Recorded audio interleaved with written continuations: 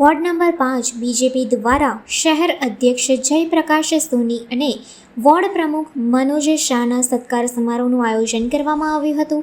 Bharatiya Janata party Vadodara મહાનગરના અધ્યક્ષ શ્રી જયપ્રકાશભાઈ સોની અને ward number 5ના પ્રમુખ શ્રી મનોજભાઈ શાહના સન્માનમાં સોમવાર 12 મેના રોજ એક ભવ્ય સત્કાર સમારોહનું આયોજન કરવામાં આવ્યું હતું. આ સત્કાર સમારોહ વોર્ડ નંબર 5 ભાજપ પરિવાર દ્વારા યોજવામાં આવ્યો હતો અને તે વડોદરાના શ્રીરંગ વાટિકા બાપોદ બસ સ્ટોપ પાસે વાઘોડિયા રોડ ખાતે સાંજે 7:45 કલાકે શરૂ થયો હતો.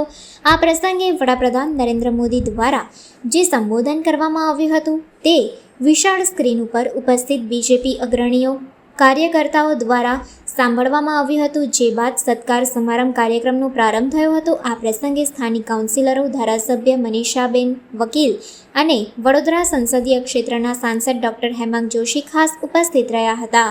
ઉપરાંત ભાજપના અગ્રણીઓ, પદાધિકારીઓ તથા કાર્યકરો પણ મોટી સંખ્યામાં હાજર રહી આ કાર્યક્રમને ભવ્યતા આપી હતી. આ પ્રસંગે શ્રી જયપ્રકાશભાઈ સોની અને શ્રી મનોજ શાહનું સંગઠનાત્મક યોગદાન તથા મજબૂત નેતૃત્વને વખાણવામાં આવ્યું હતું અને ભવિષ્યમાં વધુ સક્રિય કામગીરી માટે શુભેચ્છાઓ પાઠવવામાં આવી હતી. કાર્યક્રમના અંતે ઉપસ્થિત મહેમાનો અને કાર્યકર્તાઓનો આભાર વ્યક્ત કરવામાં આવ્યો હતો, સાથે વિદાય આપવામાં આવી હતી.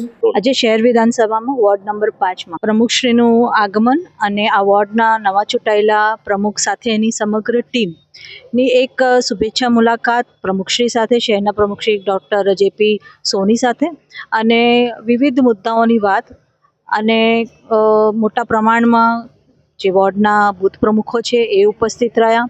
સાથે સાથે સમાજના આગેવાનો ઉપસ્થિત રહ્યા, સંસ્થાના આગેવાનો ઉપસ્થિત રહ્યા. ખૂબ સારી રીતે કાર્યક્રમ મનોજભાઈ શાહ જે વોર્ડના પ્રમુખ છે, એની સમગ્ર ટીમ, કાઉન્સિલરશ્રીઓ હિતેન્દ્રભાઈ, તેજલબેન, પ્રફુલ્લાબેન, નૈતિકભાઈ અને એમના બંને મહામંત્રી બધા જ એક સાથે થઈને ખૂબ સારો કાર્યક્રમ આજે કરવામાં આવ્યો છે. અને આજે અહીંયા જ્યારે અમારા દેશના વડાપ્રધાન શ્રી નરેન્દ્રભાઈ મોદીજી 8 વાગે લાઈવ થયા તો એમની સમગ્ર સ્પીચ પણ વિસ્તારના લોકો અહીં બેસીને એમને શાંતિપૂર્વક સાંભળ્યા છે. દેશનો શું સંદેશો આપ્યો છે પ્રધાનમંત્રીશ્રીએ એ પણ લોકોએ સાંભળ્યું છે. દેશના વડાપ્રધાન ના માત્ર દેશને પણ દુનિયાને શું કહેવા માંગતા હતા એ પણ વિશે બધા લોકોએ સાંભળ્યો છે.